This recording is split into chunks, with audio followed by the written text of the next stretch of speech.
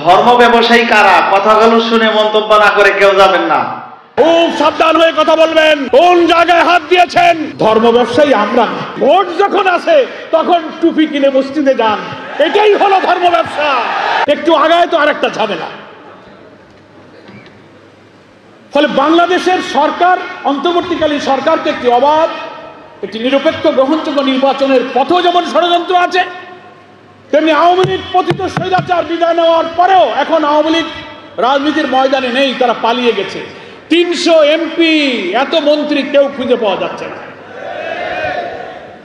ওরা জামাত ইসলামীকে যেভাবে দমন করে ফাঁসি দিয়ে আওয়ামী স্টাইলে জামাতের বিরুদ্ধে লেগেছিল, আওয়ামী লীগ রাজনীতির ময়দান থেকে হারিয়ে গেল। এখন নতুন করে ষড়যন্ত্র হচ্ছে, শুধু দেশের বিরুদ্ধে নয়, জামাতের বিরুদ্ধে আওয়ামী স্টাইলে বিরোধিতা শুরু হয়েছে।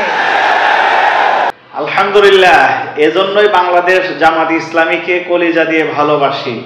বাংলাদেশ জামাত ইসলামী ছিল, আছে, থাকবে ইনশাআল্লাহ।